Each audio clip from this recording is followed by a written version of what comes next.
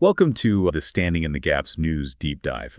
Today we're going to be diving into a story that has everyone buzzing, the major shakeup at USAID, the U.S. Agency for International Development.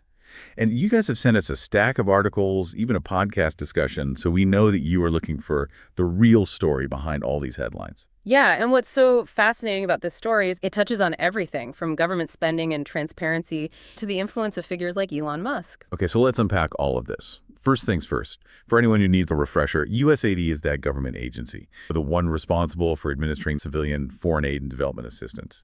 From what you've said, things escalated quickly. We're seeing reports of USAID being shut down, accusations of partisanship, and strong allegations. Let's start with what we know for sure.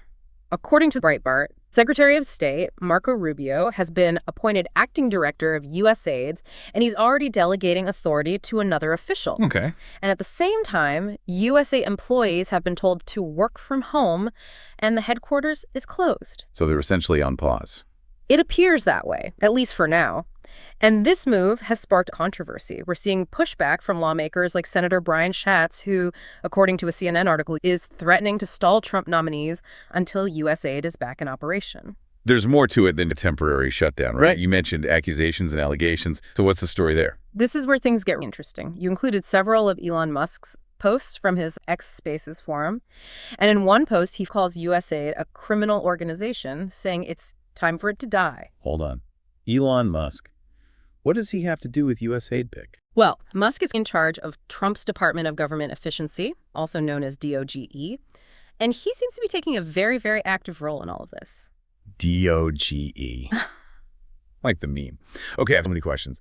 But first, why is Musk calling USAID a criminal organization? What's the basis for that claim? In addition to his X posts, you also included an article from Forbes that quotes White House spokesperson Caroline Leavitt, and she provides some specific examples of what Musk and the administration consider insane priorities at USAID. One example is a $70,000 grant for a DEI musical in Ireland. DEI stands for Diversity, Equity, and Inclusion. And a DEI musical does sound a little niche. You also included a podcast discussion called New Elon's Shocking DOGE Update, which goes into more detail about these alleged spending issues. Participants on the podcast, including Senator Joni Ernst, expressed concerns about USAID's high indirect costs and potential fraud. Senator Ernst even talks about her struggles trying to get information from USAID, suggesting a lack of transparency and cooperation. So there were already concerns about oversight and accountability at USAI even before Musk got involved. If you're just joining us, don't forget to like, subscribe, and leave a comment below. We love hearing from all of you. Now, this podcast discussion you provided seems like a key piece of the puzzle. What else did they uncover? They actually delved into the specific goals of DOGE, this Department of Government Efficiency that Musk is heading.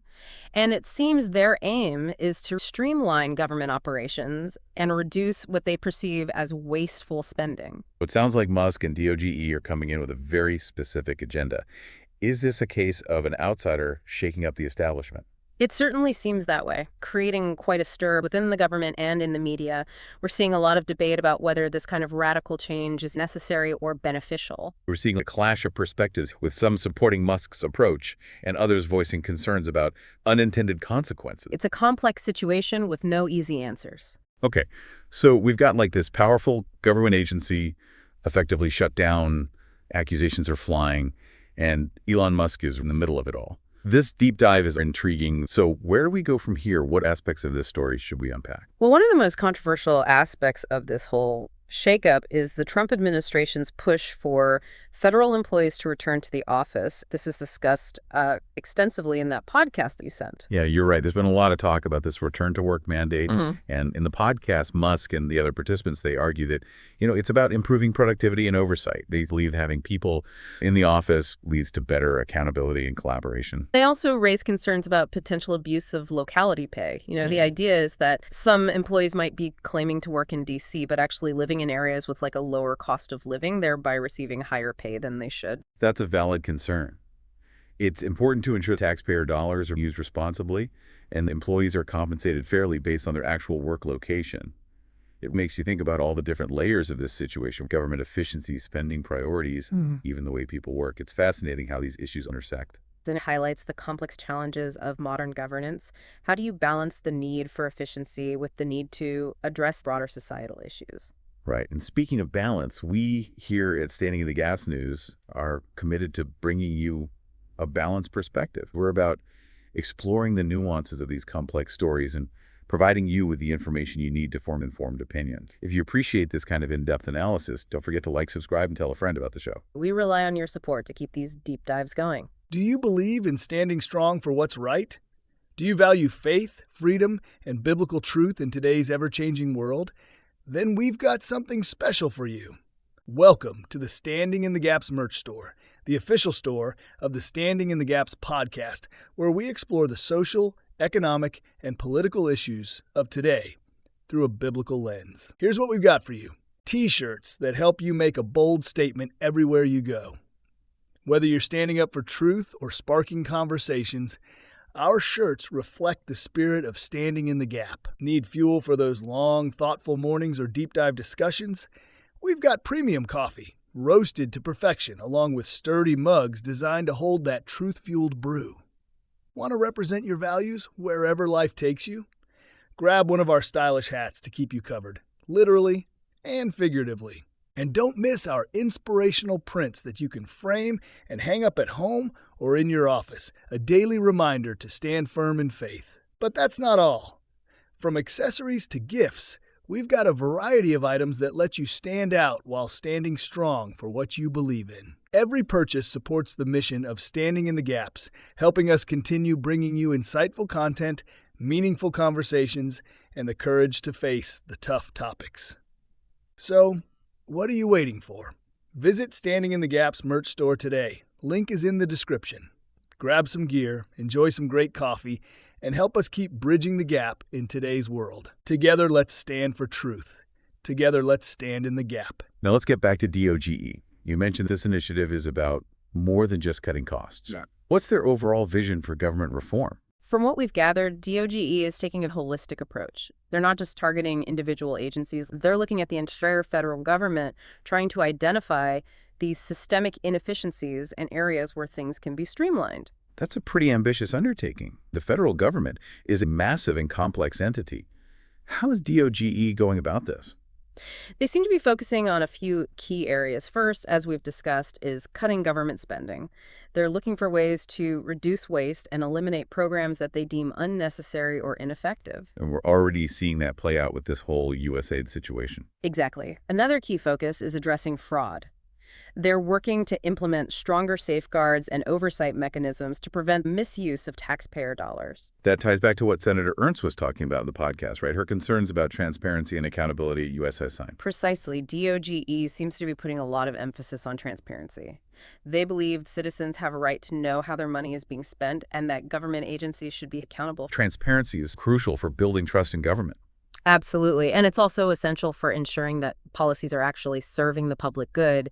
If we don't know how decisions are being made or how money is spent, how can we hold leaders accountable? DOGE is trying to bring a new level of transparency to government operations, but facing resistance. There's tension between their approach and traditional ways in Washington. Yes, there's definitely a clash of cultures happening here. DOGE is coming in with a very Silicon Valley mindset. They're all about disruption, innovation, and moving fast. But the federal government is a very different beast. It's a large bureaucratic system with rules, procedures, and entrenched interests. It's not always receptive to change, especially from outsiders. So we have this battle between DOGE's push for efficiency and the existing bureaucracy. It's almost like a classic David and Goliath story. It really is, and it's unfolding in real time in the news and policy debates and even in the way government agencies are operating. And it's a story that has implications for all of us. How the government functions affects our economy, security, healthcare, education, everything. That's why it's so important to stay informed and engaged to understand the issues at stake and to hold our leaders accountable. If you're looking to stay informed and engaged, you've come to the right place. We're here to guide you through complex issues, provide a balanced perspective, and encourage critical thinking. We believe knowledge is power, and that by empowering ourselves, we can make a difference. Speaking of empowerment, we wanted to talk about our mission at Standing in the Gaps News. We're a listener-supported podcast. Rely on your contributions to keep this deep dive going. Your donations help us upgrade our equipment, things like webcams, studio microphones, and editing computers, so we can bring you even better content in the future. We're passionate about what we do, and we're committed to providing you with high-quality, in-depth analysis of the news that matters most.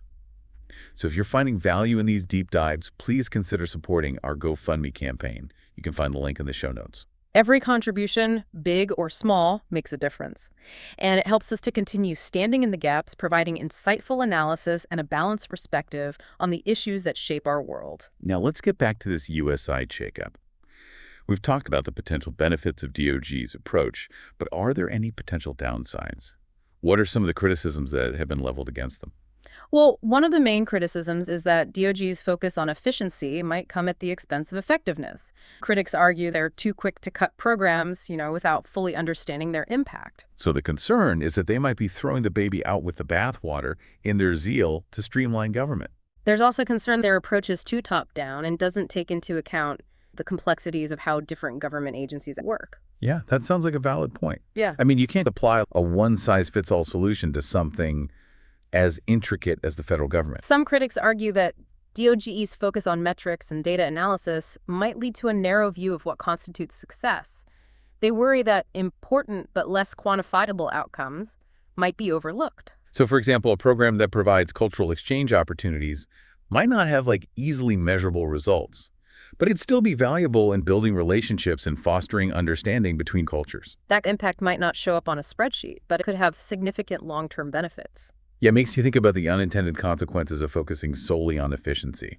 You might end up sacrificing these important but less tangible outcomes. It's definitely a trade-off that needs to be carefully considered, and it's a conversation relevant not just to government, but to any organization trying to navigate all the complexities of the modern world. Absolutely.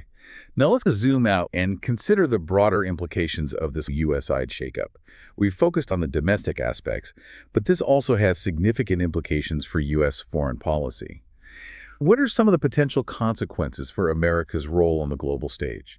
One concern is that the shutdown of USAID could signal a retreat from America's traditional leadership role in development assistance. This could create a void that other countries might try to fill with their agendas. So it's not just about the money, but also about the influence and soft power that come with being, a major provider of foreign aid. Exactly. Some experts worry this shift could really damage America's relationships with countries that rely on USAID's assistance. It could also undermine U.S. efforts to, promote democracy, human rights, economic development all around the world. That's a sobering thought. I mean, it makes you realize how interconnected everything is. Domestic politics, foreign policy, decisions about funding for programs. It's all part of a larger web of relationships and consequences. It underscores the importance of having informed citizens. Now, before we wrap up, we want to leave you with something to ponder. We've explored a lot of different aspects of this whole USAID shakeup, from the accusations of waste and partisanship to the debate over government efficiency and the potential implications for U.S. foreign policy. But at the heart of it, there's one fundamental question. What is the role of government in a modern society? That's a question debated for centuries, and it's one that each generation has to grapple with anew. In this particular case, it's about how we balance the need for efficiency with the need for effectiveness, how we balance the desire for change with the recognition that complex systems require careful consideration and a nuanced approach, how we reconcile the competing demands of domestic priorities and global responsibilities. Yeah, it's a lot to think about.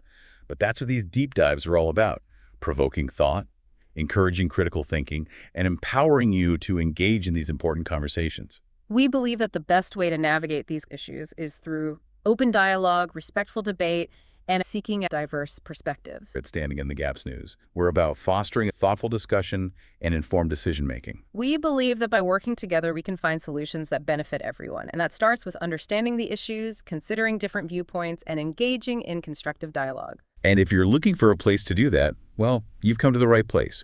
We're here to provide you with the information you need to challenge your assumptions and to encourage you to think critically about the world around you. We're a community of learners, and we invite you to join us on this journey of discovery. And speaking of community, we want to take a moment to thank all of you who support us through our GoFundMe campaign. Your contributions help us keep these deep dives going, improve our production quality, and reach a wider audience. We're incredibly grateful and encourage anyone who is finding value in these conversations to consider making a donation. Every contribution, big or small, helps us continue providing insightful analysis and fostering a meaningful dialogue. Thank you for joining us on this deep dive into the USA shakeup. We hope you found it informative, thought-provoking, and maybe even inspiring. Until next time, stay curious, stay engaged, and keep those questions coming. Wow. You made it all the way to the end. Congrats. Thank you so much for taking this time with us. If you're interested to know more about DOGE and how they're putting more money in your pocket, check out this next video.